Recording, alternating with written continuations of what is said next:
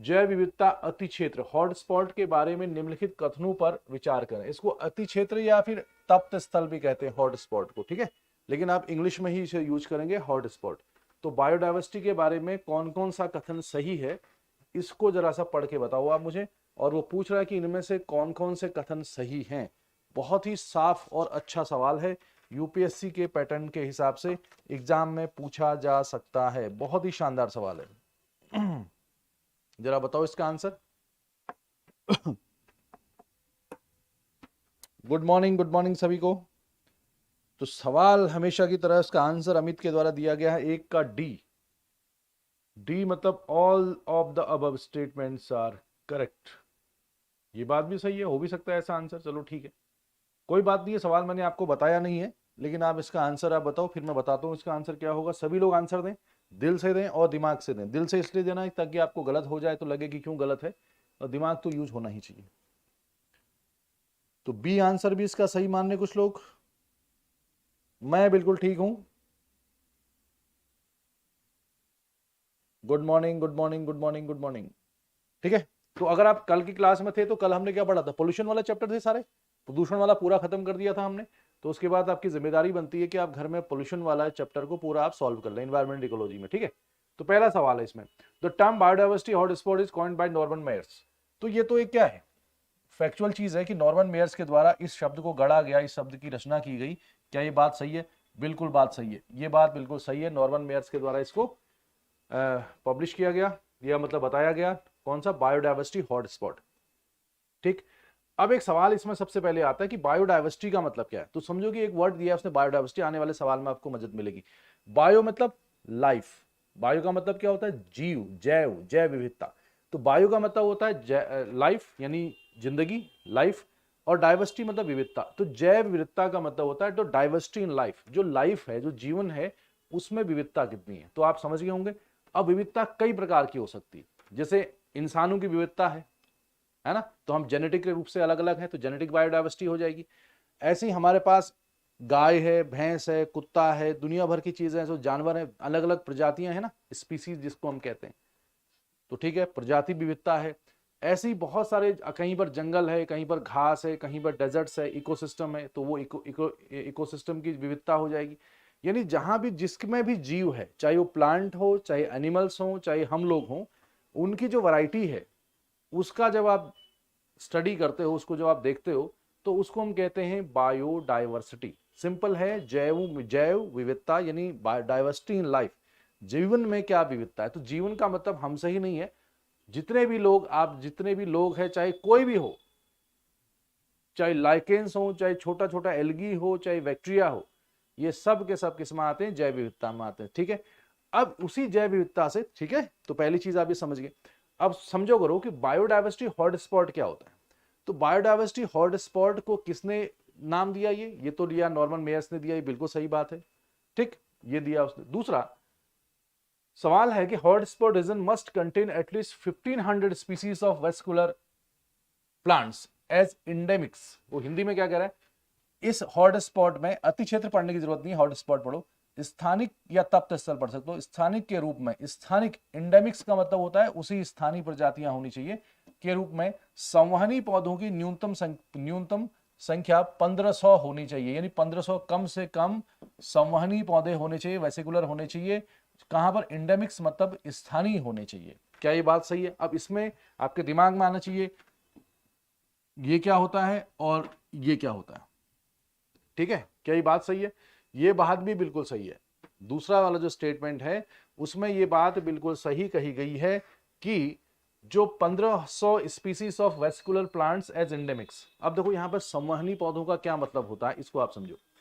आपको सिर्फ ठप्पा लगाने से मतलब नहीं होना चाहिए कि ए लग गया कि बी लग गया। ये सवाल भी तो आ सकता है, संवहनी पौधे क्या होते हैं? संवहन समझते हो ना, संवहनी, नीचे से ऊपर, ऊपर से नीचे, कन्वेक्शन टाइप का। तो यहां पर संवहनी पौधों का मतलब होता है, आपने कभी वो पढ़ा है, बचपन में पढ़ा होगा, या जब आप हाई स्कूल 9th-10th कर रहे थे, एक होता ना जाइलम फ्लोएम, पढ़ा होगा आपने। कुछ उत्तक होते हैं, कुछ टिश्यूज होते हैं जिसका नाम जाइलम होता है, फ्लोएम होता है, आपने सुना होगा ऐसा। तो जिन पौधों में जाइलम फ्लोएम जैसे टिश्यूज होते हैं, उत्तक होते हैं, उनको हम कहते हैं वेसिकुलर प्लांट्स। अब ये उत्तकों का, इन टिश्यूज का क्या काम होता है अगर आपसे देखा जाए तो, जैसे ये पेड़ है, मान लो ये इसकी पेड़ है और ये इसकी जड़ें हैं, है ना, तो ये इसकी रूट्स हैं। अब ये रूट्स हैं मिट्टी में, सॉइल में। अब इस मिट्टी में, इस सॉइल में क्या न्यूट्रिएंट्स है, न्यूट्रिएंट्स है, पोषक तत्व हैं, पानी है, दुनिया भर की चीजें। तो इन जड़ों के माध्यम से, इन जड़ों के माध्यम से, इस रूट्स के थ्रू अगर ये पौधे क्या लेते हैं, मिनरल्स लेते हैं, पानी लेते हैं, बाकी दूसरे चीजों को लेते हैं, जो न्यूट्रिशंस है, पोषक तत्वों को लेते हैं, और फिर वो यहां से रूट्स के थ्रू प्लांट्स के जो लीव्स हैं, पत्तियां हैं, उसकी टहनियां हैं, शाखाएं हैं, वहां तक वो जाती हैं। तो ये प्रोसेस जब चलता है, यानी transfer of food, nutritions, water, इसका ट्रांसफर होता है रूट से लेके पत्तियां तक, पत्तियों टहनियों तक, टहनियों से भी प्लांट्स की पत्तियां, लीव्स तक होता है। तो इस ये जो पूरा सिस्टम जिस टाइप के पौधों में पाया जाता है उसको हम वेसिकुलर प्लांट्स कहते हैं, संवहनी पौधे कहते हैं। और ये जो प्रोसेस होती है वो एक जाइलम के थ्रू होती है, जाइलम एक्स, और दूसरा होता है फ्लोएम के तरीके से। जो जाइलम क्या करता है, जो पेड़ पौधे की जड़ें होती हैं वहां से उसके जो शाखाएं होती हैं, ब्रांचेस होती हैं, रूट्स टू ब्रांचेस, उधर की ओर मिनरल्स का, फूड का ट्रांसफर करता है, ठीक। और जो फ्लोएम है वो जो प्लांट्स की जो लीव्स होती हैं वहां से ट्रांसफर करता है, ठीक। तो दोनों ही चीजों का बहुत ज्यादा रोल है, फ्लोएम एंड जाइलम का, टू ट्रांसफर न्यूट्रिशंस, पोषक तत्व, जिससे पेड़ पौधा जिंदा रहेगा, सर्वाइव करेगा। इस टाइप की फैसिलिटीज जिन पौधों में होती है उसको वेसिकुलर प्लांट्स कहते हैं, संवहनी पौधे कहते हैं। तो ऐसे में कम से कम 1500 1500 ऐसे होने चाहिए जो स्थानीय होने चाहिए। स्थानीय का मतलब होता है वो बाकी जगह पे ना पाए जाते, तो वहां पर उसकी खासियत होनी चाहिए, इसके कुछ वैरायटी है विविधता, लेकिन कुछ स्पेसिफिक होना चाहिए, बाकी जगह से कुछ अलग होना चाहिए, तभी उसको क्या कहा जाएगा, हॉट स्पॉट कहा जाएगा, ठीक है। उसको संवहनी कहते हैं। बाकी कुछ पौधे ऐसे होते हैं जो सीधे सीधे हवा से, ऑक्सीजन से बाकी पोषक तत्वों को ले लेते हैं, है ना, तो नॉन वेसिकुलर टाइप से वो अलग होते हैं, उनकी उतनी वैरायटी नहीं है, उतना जान भी नहीं है, ज्यादातर यही वाले पौधे होते हैं। और तीसरा है the hot spot region must have lost at least 60% of its original habitat. वो कह रहा है कि उसको हॉट स्पॉट कहा जाएगा जो अपना जितना भी उसका मूल आवास था किसी जमाने में, उसका वो कम से कम 60% की वो गवा चुका हो, यानी 60% वो लॉस कर चुका हो। क्या ऐसा है?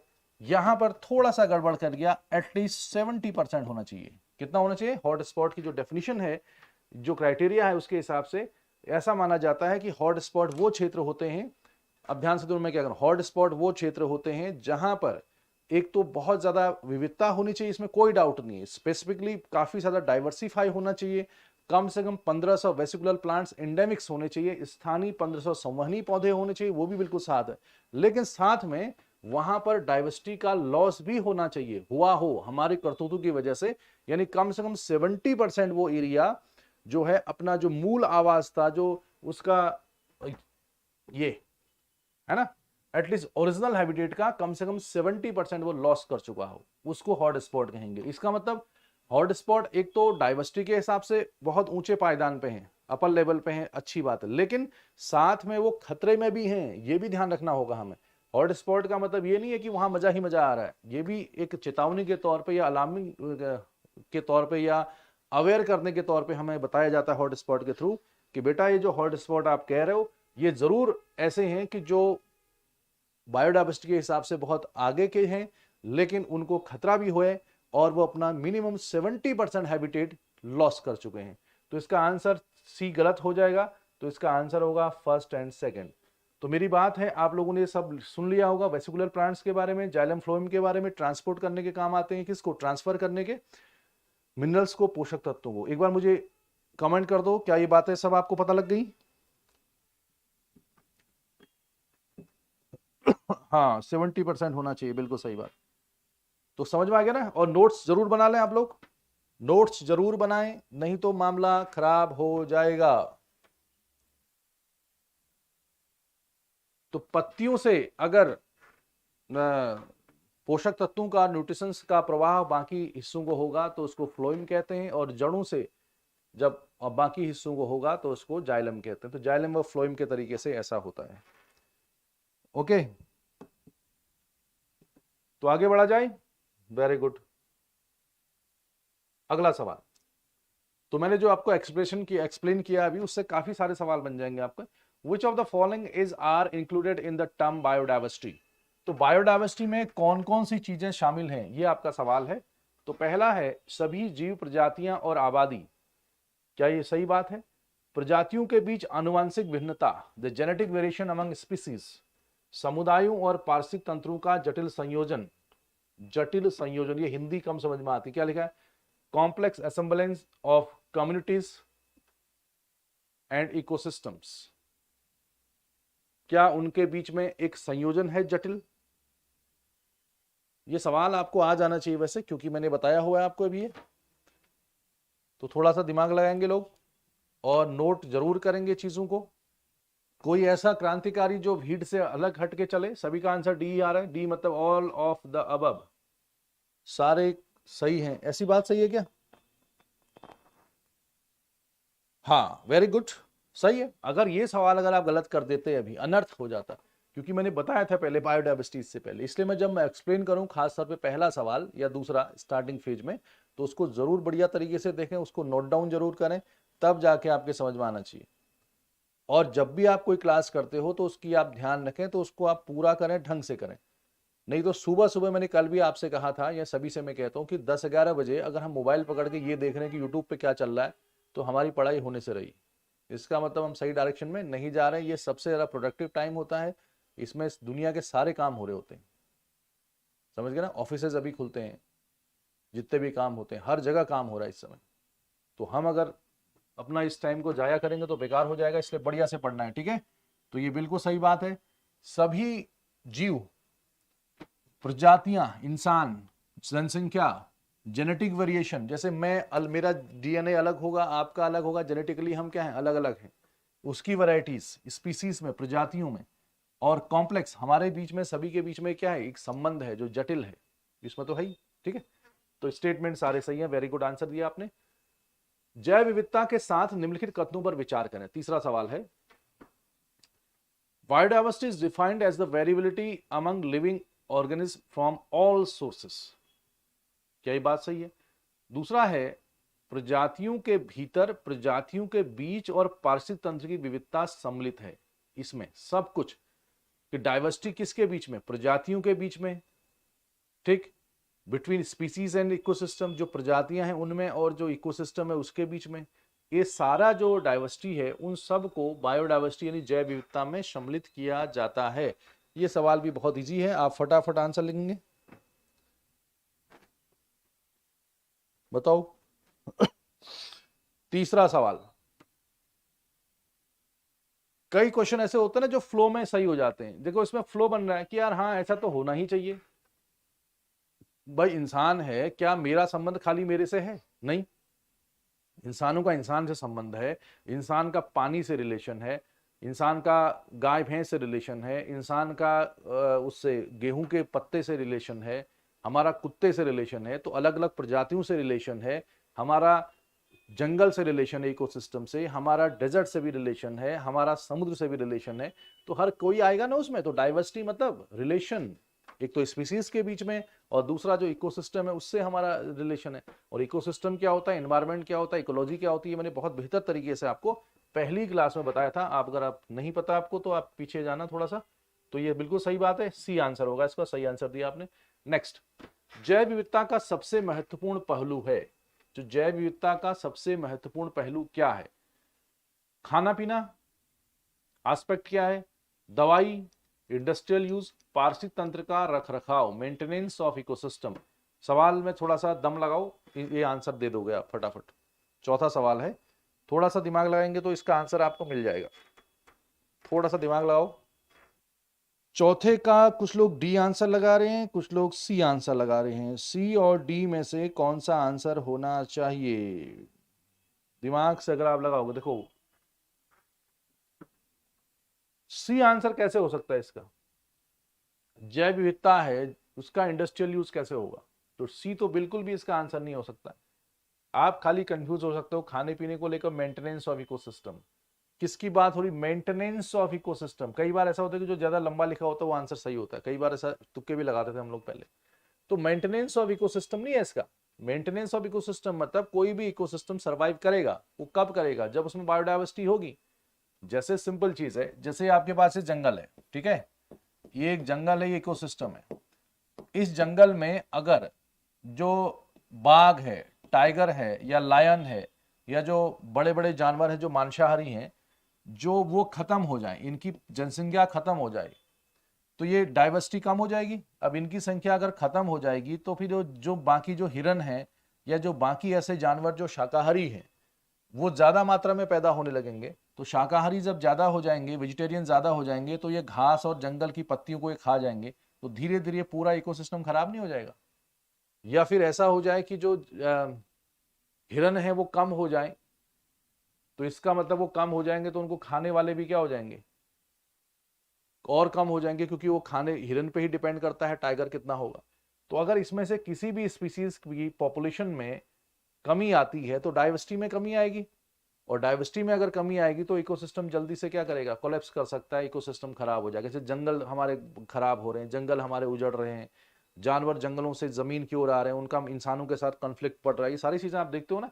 तो यानी मेंटेनेंस ऑफ इकोसिस्टम मतलब ये है कि जितना ज्यादा डाइवर्सिफाई होगा, जितना ज्यादा विविध होगा हमारा एनवायरमेंट या इकोसिस्टम, जितनी ज्यादा उसमें वैरायटी होगी, जितना ज्यादा फूड वेब होगा उसमें, जितना ज्यादा अलग अलग वैरायटी के जानवर होंगे, है ना, जो एक दूसरे को सपोर्ट करते हैं कहीं ना कहीं, उतना ज्यादा हमारा इकोसिस्टम स्टेबल होगा, उतनी ज्यादा मजबूती होगी। और छोटे मोटे जो व्यवधान उस पर आते हैं, कई बार जैसे क्लाइमेट चेंज आ गया, दूसरी चीजें आ गई, कोई नेचुरल कैलामिटी आ गई, तो उससे वो सरवाइव कर जाएगा। हाँ, अगर डाइवर्सिटी बहुत कम है तो उसके खत्म होने के, कोलैप्स होने के चांसेस बहुत ज्यादा हैं।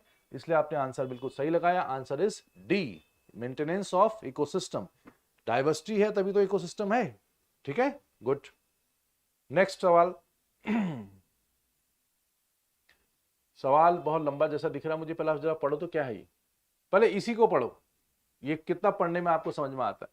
वह प्रजाति जिसके पारसी तंत्र में शामिल होने या नष्ट होने से बहुतायत में बड़ा परिवर्तन होता है या कम से कम एक अन्य प्रजाति की उत्पत्ति होती है, उसे कहा जाता है क्या? पायनियर प्रजाति, मूल प्रजाति, आक्रामक प्रजाति, चरमोत्कर्ष प्रजाति। हिंदी में नहीं समझ में आएगा, कोई मतलब नहीं है इसका। इधर देखो, क्योंकि जब हम इंग्लिश वर्ड पढ़ते हैं तो यही वाले पढ़ते हैं। पायनियर स्पीसीज, पायनियर मतलब मार्गदर्शक जो होता है, जो आगे जाता है।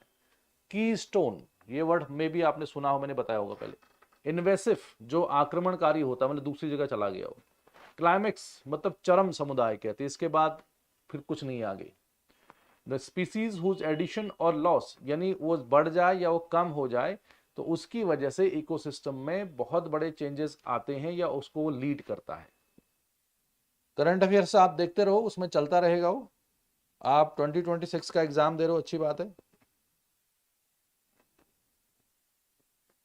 तो वो चलता रहेगा। बाकी आप चैनल को सब्सक्राइब कर लो, नोटिफिकेशन आपके पास आते रहेगा। और बाकी चीज़ें भी इसके पास हैं, जैसे कि हम अभी मैं आपको बताऊं कि एक नया स्पेशल पीटी स्पेशल बैच चला है यूपीएससी का, इसी चैनल पे, है ना। तो मॉर्निंग में चलता है वो 10 से 12:30 और 1 से 3 साढ़े 3 तक।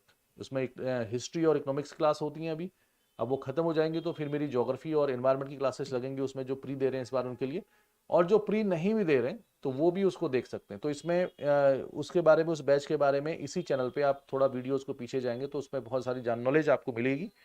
तो जो लोग नेक्स्ट ईयर भी देना चाहते हैं वो भी उसको ज्वाइन कर सकते हैं। उससे क्या होगा, एक फास्ट रिविजन आपका हो जाएगा। तो उसमें थोड़ा सा फास्ट तरीके से पढ़ाया जाता है, ताकि जिसका सिलेबस कम हुआ है या कुछ भूल गए हैं तो उनको उससे फायदा मिले। ओके, तो आप इसमें बने रहिए, इसमें तो आपको बहुत सारी चीजें मिलेंगी देखने सुनने को। तो सभी का आंसर इसमें डी लगता है, दे रहे हैं वो लोग, हैं बी या डी। देखो क्लाइमेक्स नहीं होता, क्लाइमेक्स तो अलग चीज है। आंसर क्या है इसका, कीस्टोन स्पीसीज। कीस्टोन स्पीसीज का मतलब होता है की, जो खास है, कीस्टोन स्पीसीज कहते हैं उसको। मूल प्रजाति, ये हिंदी में मत पढ़ो, कीस्टोन ही लिखा जाता। जैसे टाइगर है, जैसे लायन है, तो टाइगर और लायन इस टाइप की जो बड़े वाले खतरनाक जानवर होते हैं, इसको कीस्टोन प्रजातियां कहते हैं कई बार। ठीक है ना, छोटे मोटे वाले भी हो सकते हैं, लेकिन यहां पर मैं आपको टाइगर और लायन का एग्जांपल दूंगा।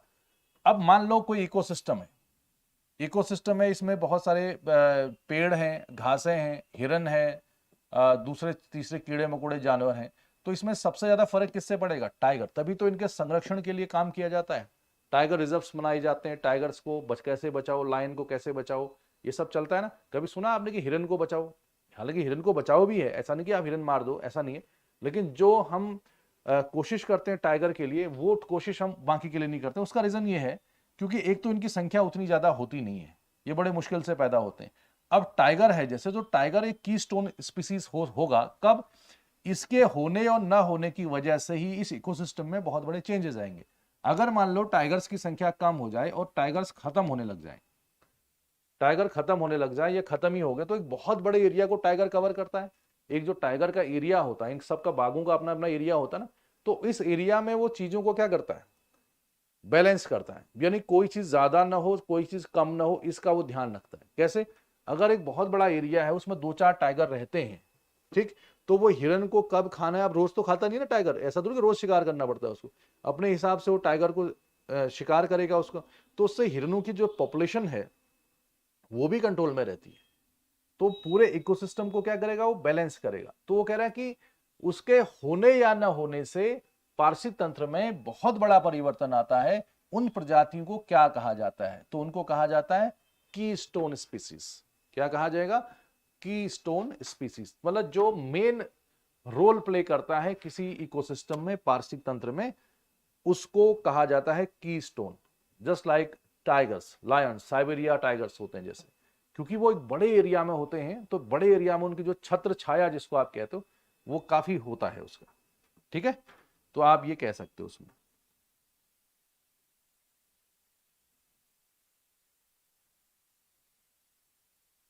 ठीक है। नहीं, करंट अफेयर तो यहां पे भी होता ना, करंट अफेयर आप वहां भी देख सकते हो, ठीक है, सर के उसमें भी। और करंट अफेयर आप यहां भी, जैसे सैटरडे को, सॉरी संडे को होता है, तो संडे को, एवरी संडे को 2 घंटे का करंट अफेयर होता है, जिसमें आप पूरे हफ्ते का करंट अफेयर यहां भी वो पढ़ाते हैं सर हमारे। तो आप ये भी लिख सकते हो, तो कोई दिक्कत वाली बात नहीं है। ठीक है, बाकी जानकारियां आपको मिलती रहेंगी। तो की स्टोन स्पीसीज कहते हैं उसको। आगे बढ़े। कितने स्तरों पर जैव विविधता का अस्तित्व माना जाता है? Biodiversity is considered to exist at how much? कितने? 3, 5, 5, कांट बी डिटरमाइंड। इसको पढ़ो क्या है, मतलब जो जैव विविधता होती है उसको कितने स्तरों पर हम ले सकते हैं? 2 स्तर, 3 स्तर, 4 स्तर और बहुत सारे स्तर, जिसको हम डिटरमाइंड ही नहीं कर सकते। ये आपका क्वेश्चन है, बताओ। ठीक है।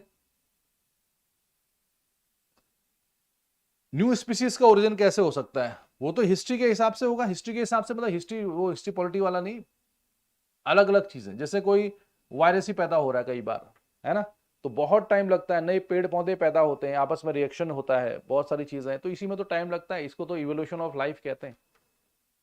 जैसे इंसान पैदा हो गया, एक नई स्पीसीज बनी, लेकिन टाइम लगा ना इसको, तो ऐसे ही।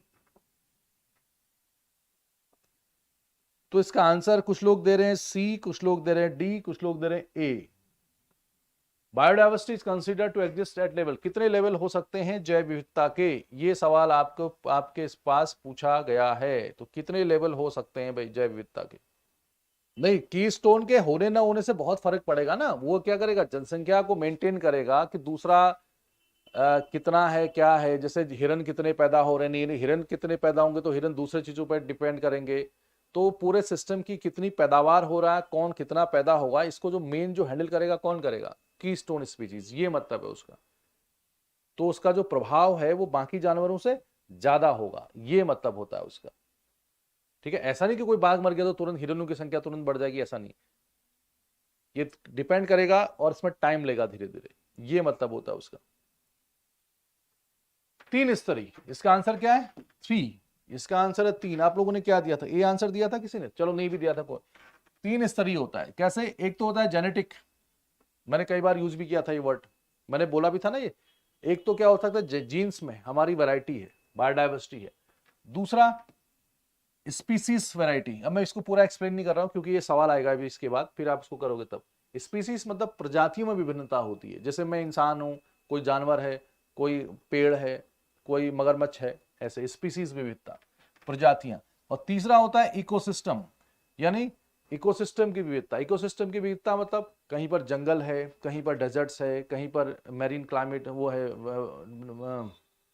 इकोसिस्टम है, सागरी तंत्र है। तो तीन प्रकार से हम तीन स्तरीय कह सकते हैं इसको। पहला वाला कौन सा, जीन्स के हिसाब से यानी अनुवांशिक, दूसरा प्रजाति के हिसाब से स्पीसीज के हिसाब से, और तीसरा पारिस्थितिक तंत्र के हिसाब से यानी इकोसिस्टम के हिसाब से। तो इसका आंसर क्या होगा, biodiversity consider to exist at 3 levels. ठीक, अब इनमें क्या क्या डिफरेंस होता है आने वाले सवाल में पूछा जाएगा। आगे बढ़ो, आ गया जेनेटिक डाइवर्सिटी, इसलिए मैंने बताया नहीं आपको। The consider the following statement, तो बताओ आनुवंशिक विविधता का संबंध एक विशेष प्रजाति के भीतर जीन की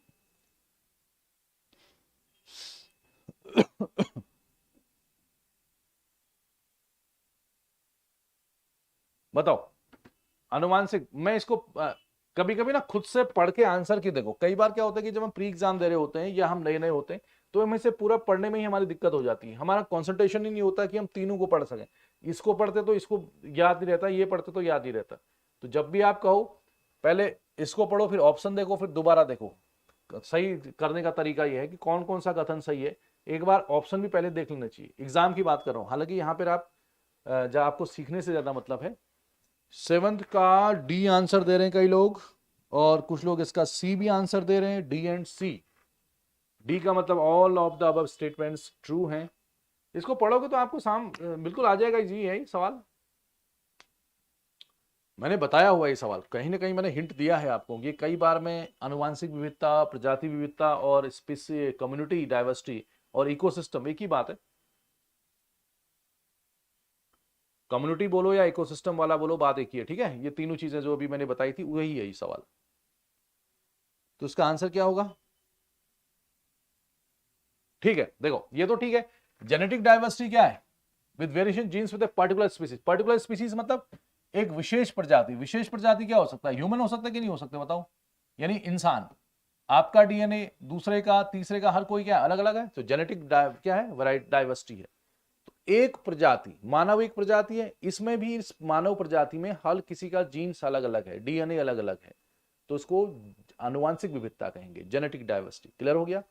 अच्छा, दूसरा यह है कि प्रजाति विविधता के लिए जैव क्षेत्र के सभी प्रजातियों में, देखो वहां पर पर्टिकुलर स्पीसीज की बात की थी, किसी खास स्पीसीज, यहां पर क्या है अलग अलग प्रजातियां। Species diversity is the ratio of one species population over the total number of organism species in the given. मतलब अलग अलग प्रजातियां, इंसान, घोड़ा, बिल्ली, जानवर, ये प्रजाति की विविधता होगी, है ना, नॉर्मल तरीके से। और सामुदायिक विविधता या इकोसिस्टम डाइवर्सिटी और कम्युनिटी डाइवर्सिटी का मतलब उसका जो आवास है उसमें क्या विविधता है। जैसे जंगल में क्या है, डेजर्ट में क्या है ना, वहां भी तो कुछ जीव रहते हैं। समुद्र के अंदर क्या है, तालाब में क्या है, तो इसको बोलते हैं आवास वाली विविधता, है ना। वहां उसका आवास का हैबिटेट कहां पर है, इसको आप कम्युनिटी भी कह सकते हो, इकोसिस्टम भी आप कह सकते हो। क्लियर हो गया। तो आपने बड़ा अच्छा आंसर दिया कई लोगों ने, आंसर इज डी। सिंपल तरीके से समझो, जो लैंग्वेज उसने लिखी है वहां पे उतना ज्यादा समझने की जरूरत नहीं, जो मैं कंसेप्ट आपको बता रहा हूं वैसे उसको आप पढ़ सकते हो। तो ये सवाल आपका ठीक हो गया। तो तीन ही प्रकार की विविधता होती है, कौन सी, ये वाली, ये मतलब के लेवल में। इसके अलावा और भी विविधताएं अभी आएंगी, दूसरे कंटेक्स्ट में आएंगी, वो कैसे आती है मैं बताता हूं आपको, प्रजातियों के तौर पर कैसे आती है। अगला सवाल ये होगा, हाँ अभी सवाल और बन रहे उसी से रिलेटेड। एक प्रकार की जैव विविधता के बारे में निम्नलिखित जानकारी पर विचार करें। ठीक है, कौन सी है। अब इसमें कह रहा है कि उपरोक्त दी गई जानकारी के आधार पर नीचे दिए गए विकल्पों का उपयोग करें। देखो ध्यान दो, सवाल पढ़ने में कहां पे दिक्कत होती है, या हम कब गलत करते हैं, या हमारा टाइम कब जाया होता है, उसको समझो। कैसे, अगर आप पहले ये पढ़ लेते हो इतना, तो आपके समझ में कुछ नहीं आएगा कई बार। तो कई बार ये देखा करो कि जब आपको लिखो कि इस टाइप का वर्ड लिखा हो, एक प्रकार की जैव विविधता के बारे में लिखित जानकारी, कौन सा एक प्रकार, consider the following information about type of biodiversity, कौन से टाइप की बायोडाइवर्सिटी। तो ऐसे में आपको इसको बाद में पढ़ना है, पहले ये पढ़ो, ये ज्यादा तरीका सही होता है। नहीं तो पहले ये पढ़ोगे आप, फिर ये पढ़ोगे तो आपको समझ ही नहीं आएगा कि कहना क्या चाहता है। तो पहले इसके ऑप्शन पढ़ो आप, वो क्या कह रहा है, ऊपर दी गई जानकारी बाद में के आधार पर नीचे दिए गए विकल्पों का उपयोग करो। वो क्या पूछ रहा है आपसे, वो पूछ रहा है प्रजाति, अनुवांशिक, सामुदायिक, उपरोक्त में से कोई नहीं। जो अभी बताया मैंने वो पूछ रहा है कि ये जेनेटिक डाइवर्सिटी है या स्पीसीज है या कम्युनिटी है। तो बायोडाइवर्सिटी इनमें से कौन सी 3 चीजें किस डाइवर्सिटी में आएंगी या किसी में नहीं आएंगी, ये आपसे पूछ रहा है। अब आप इसको पढ़ोगे तो ज्यादा इजी हो जाएगा ये, ठीक है। तो कई बार सवाल हमको यहां से ना करके यहां से ऐसे ले जाने चाहिए, ऑप्शन से ऊपर को, ऑप्शन देख के, ठीक है। तो बताओ फिर अब, एक प्रकार एक विशेष प्रजाति के भीतर जीन में विभिन्नता से संबंधित है, यह प्रजातियों को बदलते परिवेश के अनुकूल होने में भी अनुमति देता है, यह विविधता का उद्देश्य यह सुनिश्चित करना है कि कुछ प्रजातियां भारी परिवर्तनों से बचे रहें और इस प्रकार वांछनीय ये डिजायरेबल जीन्स को नई पीढ़ी में ले जाएं। बहुत इजी है, ये तो कर ही दिया होगा आपने। कौन सा आंसर होगा 8th का? इसका आंसर दे दो फटाफट, बहुत तेजी से।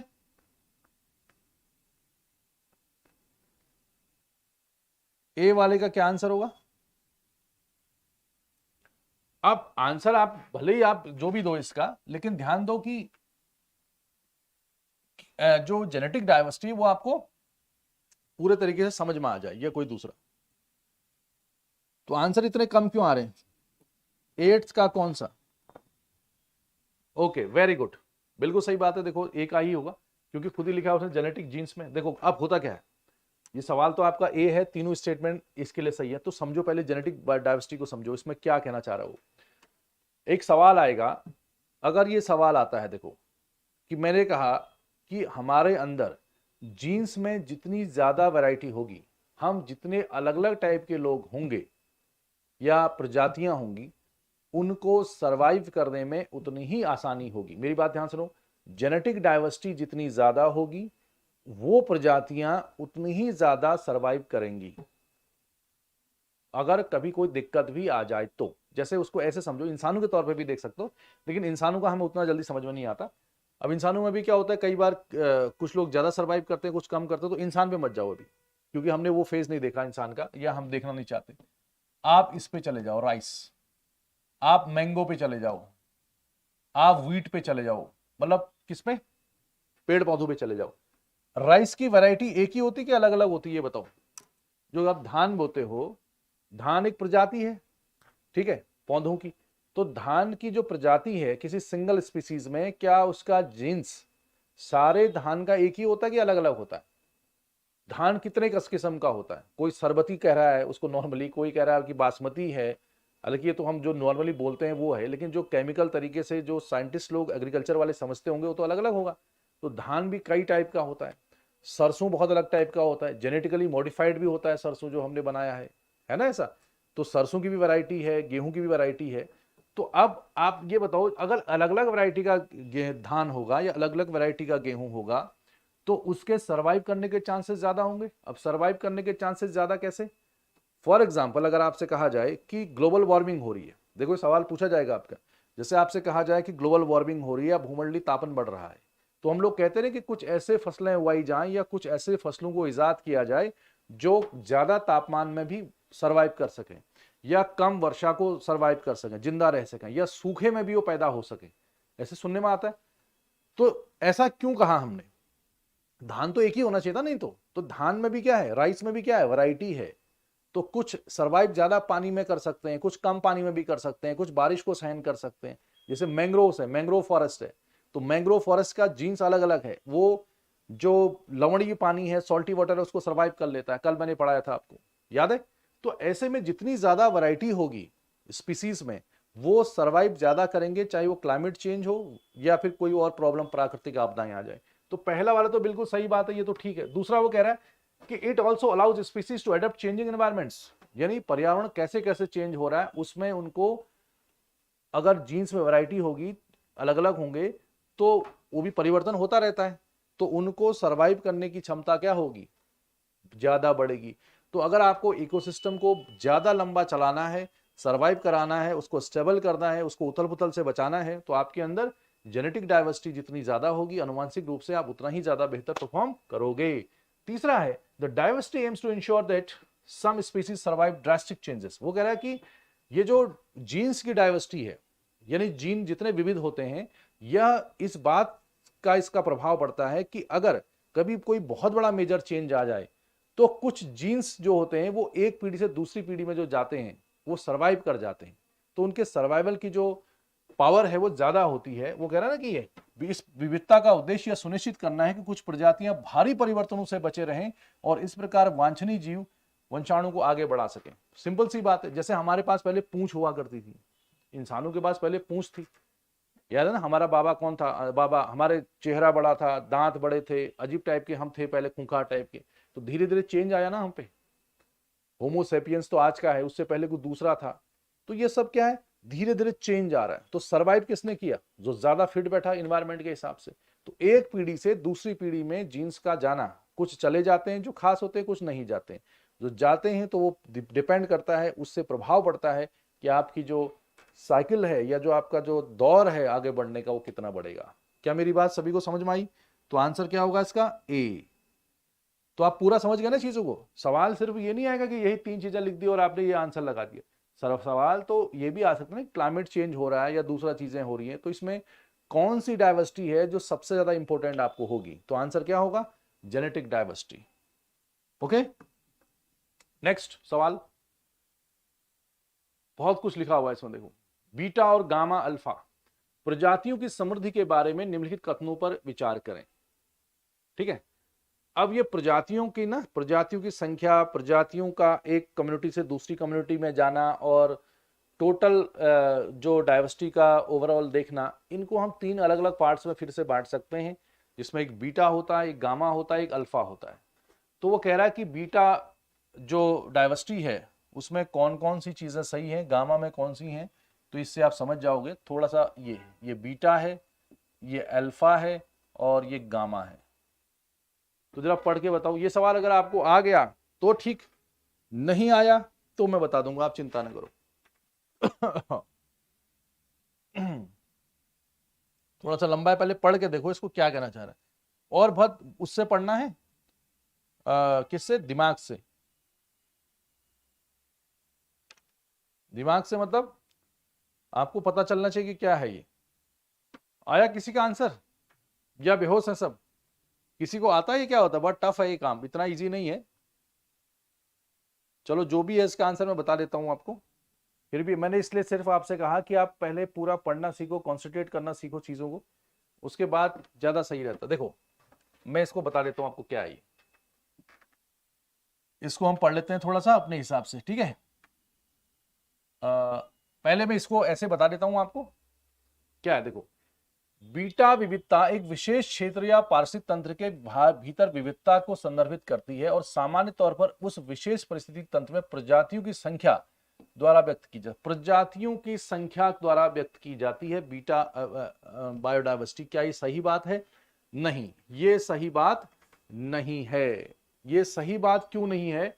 वो इसलिए नहीं है, जहां बीटा है वहां अल्फा है, जहां अल्फा है वहां बीटा है। मतलब इसने उसको उल्टा कर दिया। तो होता क्या है, मैं अब ऐसे बता दूं आपको।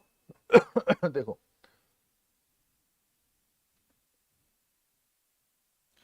जैसे एक ये है, ठीक है।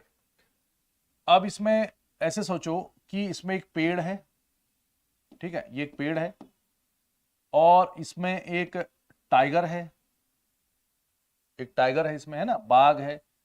और इसमें एक आप ले लो, एक डॉग है, एक कुत्ता है, ठीक। और इसमें आप ले लो एक है अपना एलिफेंट, हाथी है इसमें। तो बताओ कितनी प्रजातियां हुई इसमें?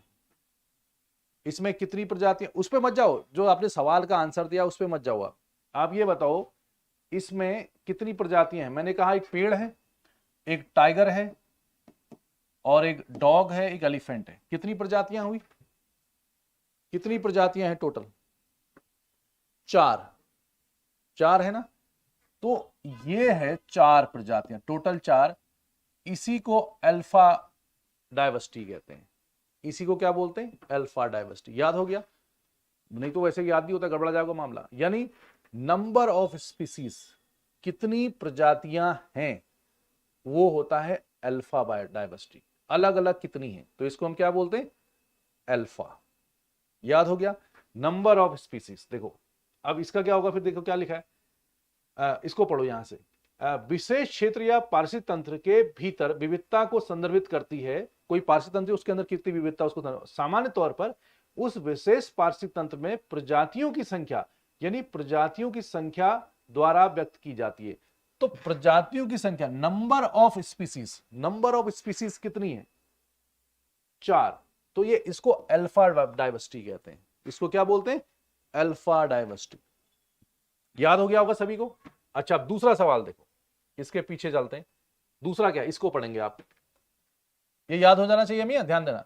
दूसरा क्या है जो नीचे लिखा है, इसको छोड़ो, क्या है इस कंपैरिजन, ये क्या है, कंपेयर कर रहा है, उसको तुलना कर रहा है ऑफ डाइवर्सिटी बिटवीन इकोसिस्टम्स, किन्हीं दो या इकोसिस्टम्स के बीच में वो तुलना कर रहा है, प्रजातियों के बीच में, usually measured as a change in the amount of species between the ecosystem. मतलब किन्हीं दो इकोसिस्टम के बीच में तुलना अगर आप करते हो प्रजातियों की, तो उसको हम बीटा डाइवर्सिटी कहते हैं, अल्फा नहीं कहते हैं, उसको क्या कहते हैं, बीटा। तो पहला और दूसरा दोनों गलत है इसमें। देखो इसको कैसे समझ सकते हैं।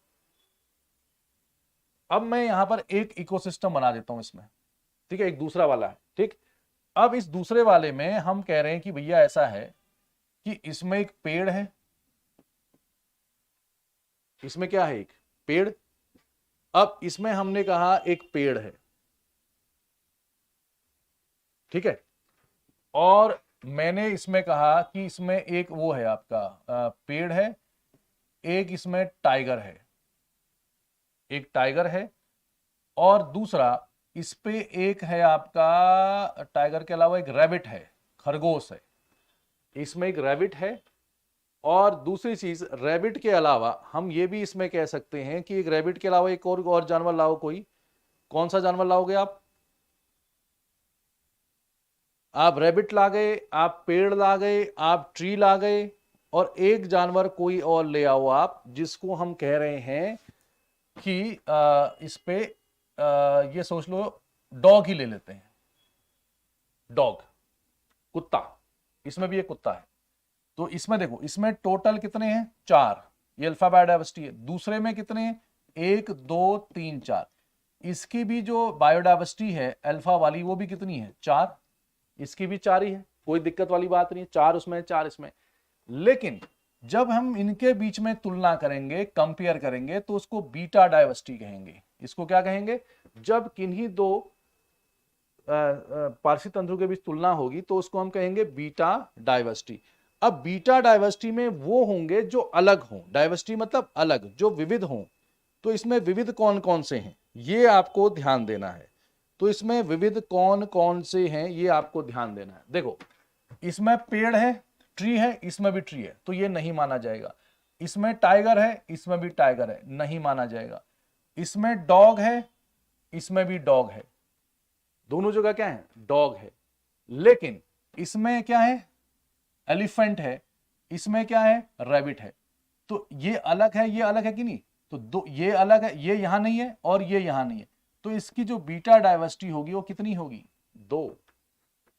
क्या मेरी बात समझ में आई? जो बिल्कुल ही क्या हो, अलग हो, जो बिल्कुल ही अलग हो, उसको कहा जाएगा। तो आप मेरी बात बहुत ध्यान से समझ गए होंगे। अगर नंबर ऑफ स्पीसीज की बात करेंगे, कुल कितने प्रजातियां हैं, तो उसको अल्फा कहेंगे, अलग अलग होनी चाहिए, ठीक है।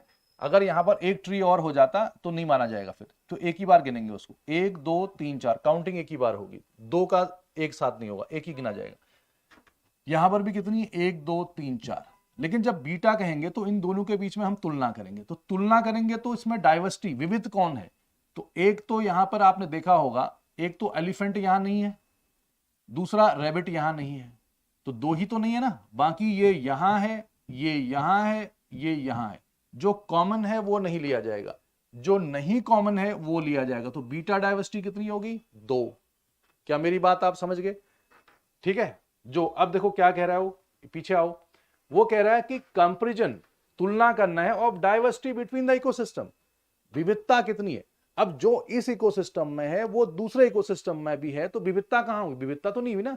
सवाल ये है, इसमें कुछ क्या खास है जो इसमें नहीं है, या इसमें कुछ खास है जो इसमें नहीं है। तो यहां पर क्या है आपका, देखो अभी पीछे कहां चला गया हूं। अब इस वाले में क्या खास है, इसमें एलिफेंट खास है और इसमें रैबिट खास है। तो एलिफेंट और रैबिट, एक यहां से लिया, एक यहां से लिया, 2 हो जाएंगी बीटा डाइवर्सिटी। क्या इतनी बात समझ में आई? सभी कमेंट करो। टोटल प्रजातियों की संख्या कितनी है, वो अल्फा है। टोटल प्रजातियों की संख्या कितनी है, वो अल्फा है।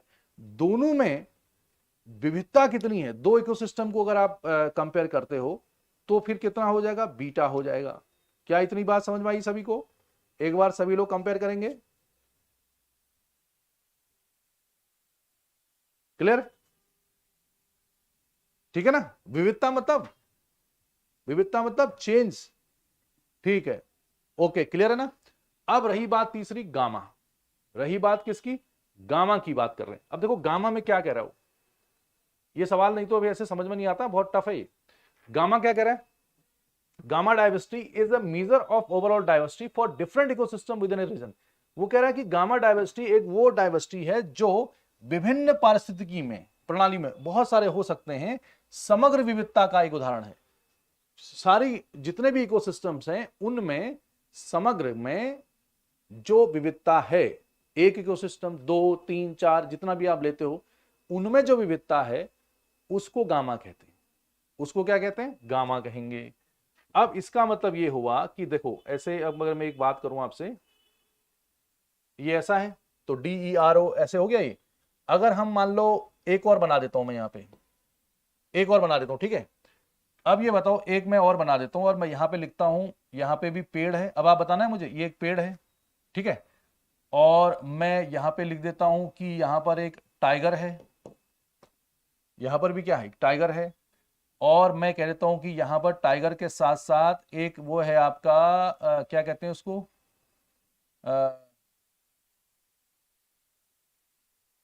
हिरन। हिरन यानी डियर है, हिरन ही लिख देते हैं इसको, चलो। एक हिरन भी है इसमें, अलग से हिरन है, एक हिरन हो गया और एक डॉग हो गया, डॉग इसमें भी है। तो इसमें बताओ मैंने क्या लिखा, एक पेड़, एक टाइगर, एक डॉग, एक हिरन, एक तीसरा इकोसिस्टम है। तो टोटल कितनी चीजें? अल्फा तो 4 ही रहेगा इसमें। अल्फा कितना है? 4 इसका। लेकिन अगर इसके और इसके बीच में आप बीटा कहोगे तो कितना होगा बताओ? इसके और इसके बीच में बीटा कितना होगा? किन्हीं दो में जो अलग है, पेड़ यहां भी है, पेड़ यहां भी है, टाइगर यहां भी है, टाइगर यहां भी है, डॉग यहां भी है, डॉग यहां भी है। लेकिन यहां हिरन है, यहां नहीं है, यहां एलिफेंट है, यहां नहीं है, तो इसका भी 2 ही आएगा, है ना? और इसके बीच में अगर आप देखोगे तो ये पेड़ यहां भी है, पेड़ यहां भी है, टाइगर यहां भी है, टाइगर, तो वो नहीं आएंगे। रैबिट यहां है, यहां नहीं है, तो रैबिट आ जाएगा एक। डॉग यहां है, डॉग यहां है, तो डॉग नहीं आएगा, हिरन आ जाएगा। तो 1 + 1 2, इसका भी 2 हो गया, ये बीटा हो गया। अब इन सब का अगर हम गामा लेंगे, सोचो इन सब का, वो कह रहा है कि विभिन्न पारिस्थितिक तंत्रों में जो डायवर्सिटी है वो, तो इसमें क्या करेंगे, इसमें आप सब को ले लोगे जो एक एक बार हो, कॉमन नहीं। जैसे इस सब में ट्री है कि नहीं इसमें, तो इसमें एक पेड़ है, इसमें टाइगर भी है, इसमें डॉग भी है, इसमें एलिफेंट भी है। अब डॉग यहां ले लिया तो यहां नहीं लेंगे, अब तो डॉग यहां है तो छोड़ो, टाइगर है ले लिया हमने, ट्री है ले लिया, लेकिन रैबिट नहीं लिया हमने, रैबिट को लो। और यहां क्या है, ये भी ले लिया हमने, ये भी ले लिया, ये भी ले लिया, हिरन नहीं लिया। तो यही तो है, एक एक बार ट्री है, टाइगर है, डॉग है, एलिफेंट है, रैबिट है, हिरन। हिरन देर नहीं लिखा मैंने क्यों, डी था। 1 2 3 4, 3 3 6, और भी है क्या कोई बचा हुआ? कहीं गड़बड़ भी हो सकती है, आप ध्यान देना। तो ये टाइगर, तो टोटल कितना हो जाएगा? 6। क्या मेरी बात समझ में आई? नंबर ऑफ स्पीसीज किसी इकोसिस्टम में वो अल्फा है, ठीक। किन्हीं दो में जो अलग हों, चाहे इसमें हो चाहे इसमें हो, बीटा है। विभिन्न पारसी तंत्रों में जो टोटल डायवर्सिटी है, डायवर्सिटी मतलब एक बार एक ही आएगा। जैसे डायवर्सिटी है तो अगर हिरन है तो हिरन एक डाइवर्स, एक स्पीसीज हो गया, लेकिन जहां जहां हिरन है उसको 2 बार नहीं गिना जाएगा, एक ही बार गिना जाएगा। दूसरे वाले में मान लो कुत्ता है तो कुत्ता एक बार गिना जाएगा। तो टोटल कितना हो जाएगा? 6। तो इसी को बोलते हैं आप क्या, बायोडाइवर्सिटी। किसके हिसाब से? Alpha, beta and gamma. तो मुझे आई होप आपको ये पता होगा। थोड़ा सा बुक से पढ़ेंगे तो आपको पता लग जाएगा।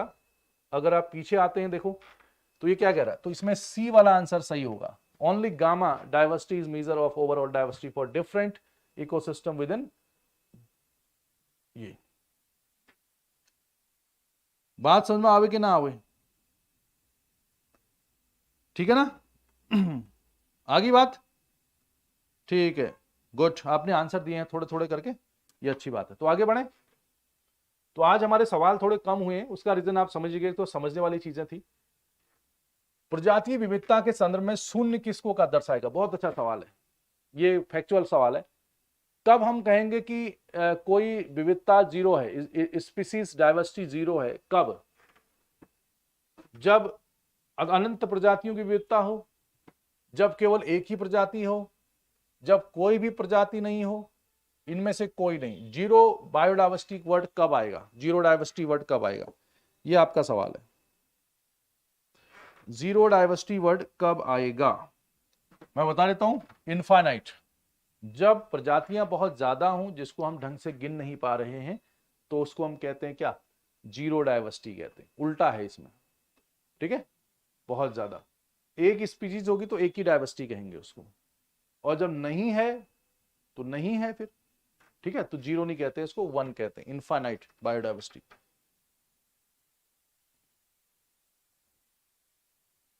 क्लियर हो गया? अगला, जीन बैंक, चिड़ियाघर, वनस्पति उद्यान, राष्ट्रीय उद्यान, अभ्यारण्य, इनमें से कौन सा एक्स-सी2? ये आप बता सकते हो। कल मैंने बताया था आपको इन-सी2 एंड एक्स-सी2, याद है? बायोपाइल्स, बायो रिमीडिएशन, बायो ऑगमेंटेशन, बायो स्पार्जिंग, याद आया कुछ? कल पढ़ाया था मैंने एक्स-सी2 और इन-सी2 में, आपने गलत भी किए थे वो सवाल। तो बताओ एक्स-सी2 और इन-सी2, इन-सी2 मतलब अपने ही स्थान पर, एक्स-सी2 मतलब दूसरे स्थान पर उसका इलाज किया जाएगा। तो इसमें से कौन सा एक्स-सी2 है, यानी बाह्य स्थानीय कौन सा है? फटाफट आंसर देंगे इसका, जल्दी, थोड़ा सा फास्ट। कौन सा इसका आंसर सही होगा?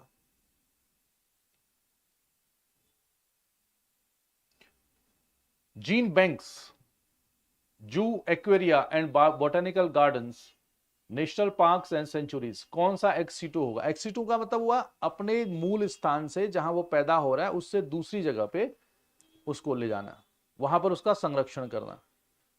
जैसे आप बीमार हो गए घर पे, तो घर ही पे इलाज चल रहा है, तो इन-सी2 है, वहीं पे पैदा हुए थे आप, वहीं बीमार हो गए, वहीं पे इलाज चल रहा है।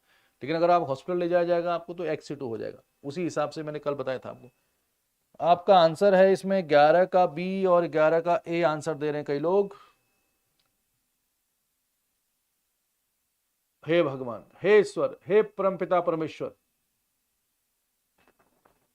कैसे इसका आंसर आप बी आंसर किसने दिया? ही दो हमारे पुराने बहुत ही खास स्टूडेंट हैं, इन लोगों ने ही बी आंसर दिया है। ये बिना ससुराल जाए सुधरेंगे नहीं, मुझे लग रहा है। कॉमन सेंस, अगर नेशनल पार्क अगर इस पे होता तो सेंचुरी भी होना चाहिए। देखो नेशनल पार्क हमने तो बनाए हैं वो ठीक है, क्या नेशनल पार्क आप कहीं भी बना लोगे? दिल्ली में लाल किला के पास नेशनल पार्क बना लोगे आप उसके लिए, जानवरों के लिए? ऐसा तो नहीं होगा ना। मतलब ये है कि नेशनल पार्क एक जंगल है, उसको हम नेशनल पार्क घोषित कर देते हैं, कुछ प्रोटेक्शन देते हैं उसको कंजर्वेशन के लिए, तो वो वहीं पर तो हो रहा है उनका कंजर्वेशन, जंगल ही में तो हो रहा है। तो जंगल में हम कहते हैं जिम कॉर्बेट नेशनल पार्क। तो नेशनल पार्क ऐसा थोड़ी है कि हमने सीपी कनॉट प्लेस दिल्ली में उसको लाग दिए हम। तो अपने ही स्थान पर जब होगा तो नेशनल पार्क और सेंचुरीज होगा। अब जीन बैंक्स क्या होता है? जीन बैंक यानी जहां पर कुछ जीन्स को सुरक्षित रखा जाता है, उन जीन्स में कुछ मॉडिफाई किया जाता है या उनकी सुरक्षा की जाती है, उनके बारे में जब कुछ जानकारियां हासिल की जाती है, तो जीन बैंक्स होंगे। तो जीन बैंक तो आप कहीं भी बना सकते हो, आप इसको इंडिया में दिल्ली में बनाओ, बेंगलुरु में बनाओ, चाहे कैलिफोर्निया में बनाओ, वो तो लेबोरेटरी है ना। तो इन-सी2 होगा कि एक्स-सी2 होगा? जीन बैंक कहां से आएगा? जैसे बंदर है या शेर है, उसके जीन्स का आपको स्टडी करना है, तो जीन्स क्या वहां पे जंगली में जाके करोगे कि उनको आप किसी लेबोरेटरी में लेके जाओगे? तो ये क्या हो जाएगा? एक्स-सी2, कंजर्वेशन एक्स-सी2 बाहर। जू, एक्वेरिया, ये एक्वेरियम, ये सब, ये जब आप बच्चों के साथ घूमने जाते हो, देखते हो वहां पे चिड़ियाघर और फलाना ढिमका, वो क्या है? बॉटेनिकल गार्डन्स देखते हो आप दुनिया भर में, ये एक्स-सी2 नहीं है। जैसे आप चिड़ियाघर में, जू में कहीं पे जाते हो, क्या वहां पर वो उसका स्थान है कि वो कहीं से लाए गए हैं जानवर, वहां रखे गए हैं? Common sense. इस सवाल को आपने गलत नहीं करना चाहिए था। Answer is 1 and 2। ओके, अनर्थ, अनर्थ नहीं, ये पाप हो गया है, अनर्थ नहीं कहेंगे इसको। ठीक है, चलो कोई बात नहीं, आगे बढ़ो। अल्फा जैव विविधता के संदर्भ में कुछ बातें करिए, बताओ फटाफट बताओ। अल्फा जैव विविधता, ये सवाल आपको आ जाना चाहिए। मैंने बताया था अभी अल्फा, अल्फा के बारे में आप फटाफट बात करेंगे एकदम जल्दी। अल्फा डाइवर्सिटी किसको कहेंगे आप? Alpha biodiversity. किसी विशेष क्षेत्र या पार्श्विक तंत्र के भीतर विविधता को संदर्भित करता है। यह सामान्यतः उस पार्श्विक तंत्र में प्रजातियों की समृद्धि द्वारा व्यक्त किया जाता है। रिचनेस, कितनी प्रजातियां हैं, दिमाग से दो। हाँ वेरी गुड, टाइम ज्यादा ले लो, कोई दिक्कत नहीं है, ये सवाल मैंने बताया हुआ ना अभी आपको। और घबरा के आंसर नहीं देना, गलत भी हो जाएगा तो कोई दिक्कत नहीं है, सवाल आना चाहिए, एग्जाम में गलत नहीं होना चाहिए। यहाँ पे गलत हो सकता है क्योंकि यहाँ पर सीखने आए हैं हम, ऐसा थोड़ी है। अगर हमें सब कुछ ही आता तो हम क्यों आते हैं यहाँ। 12 का सी आंसर दिया जा रहा था लोगों ने, बोथ 1 और 2 करेक्ट। क्या बात है, बहुत सही, वेरी गुड। एक ही आंसर गलत आया है, बी वाला, ओनली 2। अभी देखो क्या है, it refers the diversity with in a particular area और इकोसिस्टम। यही तो था, किसी विशेष क्षेत्र या पार्श्विक तंत्र के भीतर विविधता को व्यक्त करता है। कौन, मैंने अभी क्या डायग्राम बनाया था,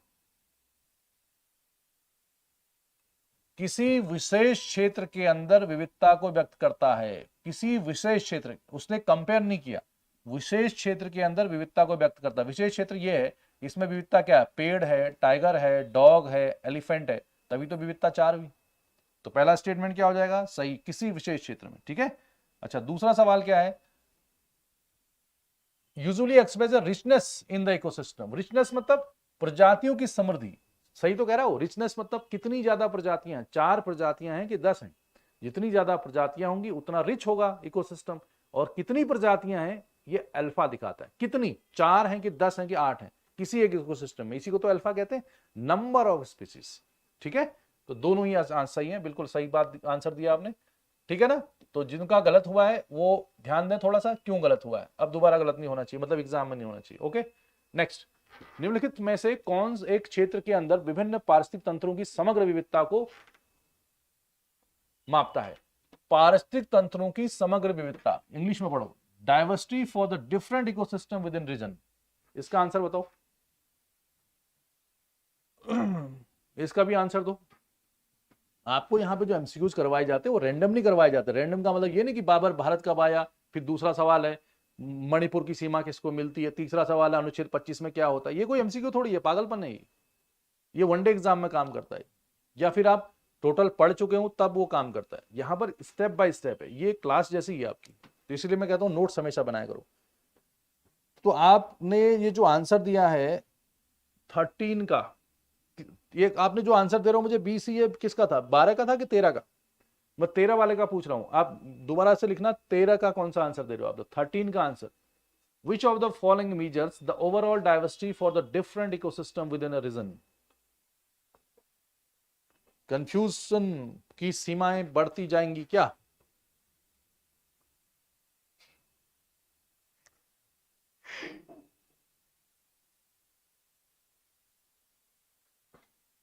हाँ ये सवाल थोड़ा कंफ्यूजन वाला है, किसी ने बी आंसर दिया है, किसी ने सी आंसर दिया है, बताओ सही क्या होगा। फिर से पढ़ो उसको, वो कह रहा है diversity for the different ecosystems, बहुत सारे इकोसिस्टम के बीच में जो डाइवर्सिटी है वो कौन सी होगी, क्या अल्फा होगी या बीटा होगी या गामा होगी। अल्फा तो नहीं है, ये तो आप जानते हैं, अल्फा किसी एक इकोसिस्टम में होती, मैंने बताया था। अब इसमें बीटा होना चाहिए कि गामा होना चाहिए, नन ऑफ अब द नहीं होगा, या बी और सी में से कोई एक आंसर होगा, बताओ कौन सा, फिर से बताओ, बी और सी। विभिन्न ecosystems, different type of ecosystems में कौन सी डाइवर्सिटी होगी, लॉक कर दिया जाए। कोई अपना आंसर बदलना चाहता है तो बदल सकता है बताओ, ये फिर तो सी क्या होता है, शैलेंद्र कह रहा है कि फिर तो सी, फिर तो क्या होता है, फिर मतलब क्या है, पहले क्या था, पहले भी तो फिर ही था ना, तो आंसर क्या आएगा। हाँ बिल्कुल सही बात है, आंसर सी ही आएगा। सिंपल सी बात है, जब आप इसके और इसके बीच में कंपेयर करते हो, दो के बीच में, तो बीटा नहीं बताया था मैंने, यहां पीछे देखो, कंसेप्ट आपका मैंने बिल्कुल क्लियर किया है। ये बीटा है, बहुत सारे इकोसिस्टम के बीच में, सब के बीच में, तीनों के, वो गामा है। ठीक है ना, तो वो कह रहा है different between the two, compare नहीं कह रहा, वो ये नहीं कह रहा कि आप दो के बीच में कंपेयर करो, जहां कंपेयर आएगा वो बीटा होगा, जहां डिफरेंट इकोसिस्टम के बीच में कितनी वैरायटी है, अलग अलग कितने जीव हैं, अलग अलग, 2 बार मेजर काउंट नहीं होगा कोई भी, वो गामा होगा। चलो अच्छी बात है, आपने आंसर दिया इसका। ठीक है, तो आज आपने बहुत कुछ पढ़ लिया, तो आज के लिए फिलहाल इतना ही। तो आज की क्लास आपकी मुझे उम्मीद है कि ठीक ठाक रही होगी, है ना। और इस जो भी ये बायोडाइवर्सिटी वाला चैप्टर है आपका, जितना मैंने आपको पढ़ाया है, हालांकि बहुत लंबा चैप्टर है, अभी कल भी चलेगा ये, तो थोड़ा सा आप उसको बुक से जरूर पढ़ लिया करो। अगर आप बुक से पढ़ोगे तो फिर आपको फायदा मिलेगा, अगर आप बुक से नहीं पढ़ोगे तो फिर कोई फायदा नहीं मिलेगा, फिर मजा नहीं आने वाला। ठीक है, तो आज के लिए फिलहाल इतना ही, फिर हम कल आपको मिलते हैं। नहीं, कल तो संडे है, कल संडे है ना। कल, हाँ, अब परसों भी मैं आपको नहीं मिल पाऊंगा, तो परसों भी मैं आपको नहीं मिल पाऊंगा, मैं मिलूंगा आपको ट्यूसडे को, क्योंकि मंडे को थोड़ा सा मुझे एक बहुत ही अर्जेंट काम है इस वजह से। ठीक, तो मंडे को नोटिफिकेशन आपके पास आ जाएगा, तो मंडे की क्लास नहीं होगी जहां तक है, ट्यूसडे को होगी इसी टाइम पे 10:30 पे। तब तक के लिए बाय बाय।